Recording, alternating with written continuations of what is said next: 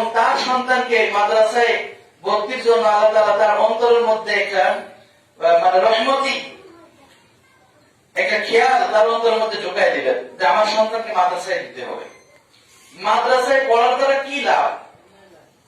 আল্লাহ রাসূল বলেছেন, মান ক্বারাআল কুরআনা ফাস্তাযারাহু ফাআল্লা হালালাহু ওয়া হারামা হারামাহু ওয়া আদখালাহু আল্লাহুল জান্নাহ ওয়া শাফাআহু ফি আশরাতিন মিন আহলি বাইতিহি কুল্লুহুম ক্বাদ ওয়াজাবাত লাহুন নার।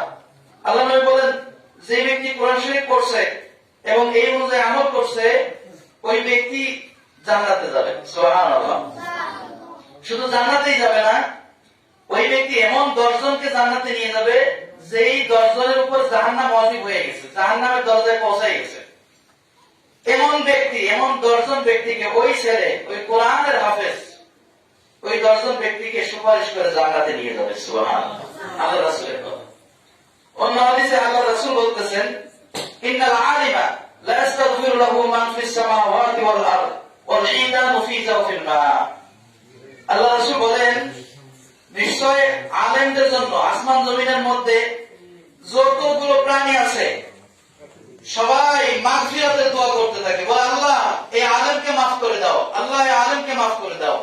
এমনকি ওয়াল ইদানু ফি জাওফিল মা, এই পানির মধ্যে যে সমস্ত প্রাণীরা বসবাস করে তারাও দোয়া করতে থাকে। সুবহানাল্লাহ। তাহলে এক একজন আলেমের কত দাম। ব্যাখ্যা করছেন আল্লামা জাকারিয়া সাহেব রাহমাতুল্লাহ আলাইহি, উনি বলছেন যে কেন তারা দোয়া করে, বলে যেখানে আলেম নাই সেখানে আল্লাহ তাআলার রহমত নাই, যেখানে একজন আলেম আছে এই একজন আলেমের উসিলায় আল্লাহ তাআলা তামাম মাখলুকদেরকে খাওয়াইতে থাকেন। সুবহানাল্লাহ।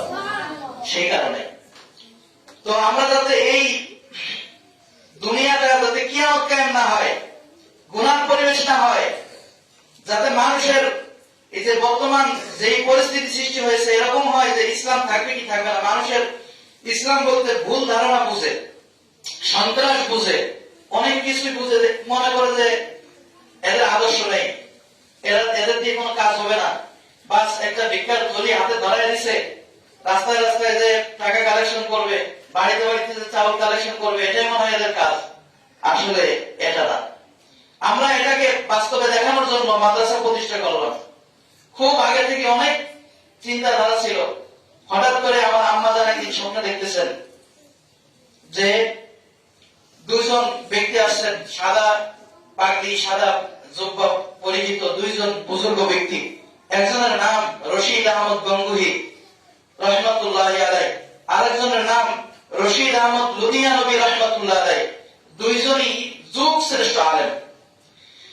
ওনারা 2 জন ওই আমাদের এখান থেকে ওই পাশে ওই জমিতে সোজা সোজা এখানে হেঁটে গিয়ে আমার আব্বা এখানে কাজ করতেছেন, স্বপ্ন দেখতেছেন যে ওইখানে কাজ করতেছেন। আব্বার সামনে গিয়ে দাঁড়ায় বলতেছেন এই রুমটা খালি করতে হবে, কেন? এখানে হেফজ বিভাগ খোলা হবে, আমরা মাদ্রাসা চালাবো।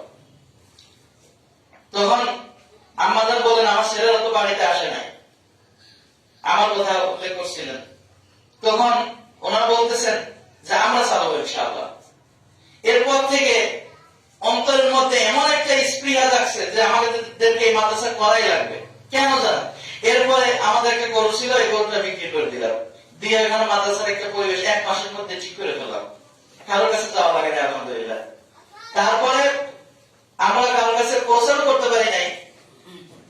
আপনারা জানেন আমার ভাইয়ের মাগুরা জেলাতে মুরব্বী ছাত্র ছাত্রীদের সংখ্যা প্রায় 1000-এর উপরে। আলহামদুলিল্লাহ বলেন। তিনি কোরআনের খেদমত করছেন যে কোন মানুষ, যে ছোট হোক বড় হোক মাঝারি হোক যুবক হোক, কোন মানুষ যেন কোরআন থেকে মাহরুম না যায়, বিশেষ করে আমার এলাকার মানুষ যেন কোরআনওয়ালা হয়ে যায়, এই চেষ্টায় তিনি বিভিন্ন অলিতে গলিতে ঘুরছেন। খোদার কসম আমাদের নিয়ত এরকম না যে আমরা এই মাদ্রাসা নিয়ে বসবো আর সেখান থেকে কিছু টাকা আসবে আমরা সেটা বহন করবো। বাজান টাকা কিন্তু মুসির পকেটেও থাকে, মেথরের পকেটেও থাকে, কিন্তু ঈমান আর আমল মুসি মেথরের পকেটে থাকে না, মুসি মেথরের অন্তরে থাকে না। এটা বিশাল এক সম্পদ।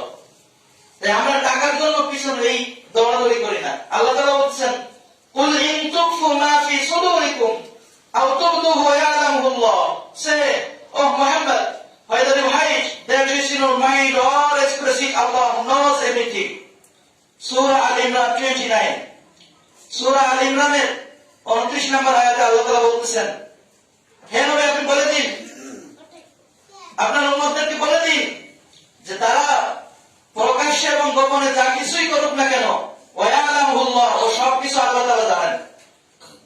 আমরা আশেপাশে থেকে এলাকাবাসী, আমি বিভিন্ন সময় শুনছি কানে কানে অনেকে বলে যে এখানে এই হুজুররা ব্যবসা শুরু করে নিছে। খোদার কসম, আপনারা এই কথাগুলো বলে নিজেকে গুনাহগার করেন না বাজান। দেখেন আপনাদের কারোর কাছে কিন্তু টাকা চাওয়ার জন্য যায়নি, কখনোই যায়নি। কিসি বলেন যায়নি, শুধু বলছি আমাদের জন্য একটু দোয়া করেন, আমরা যেন এই পথে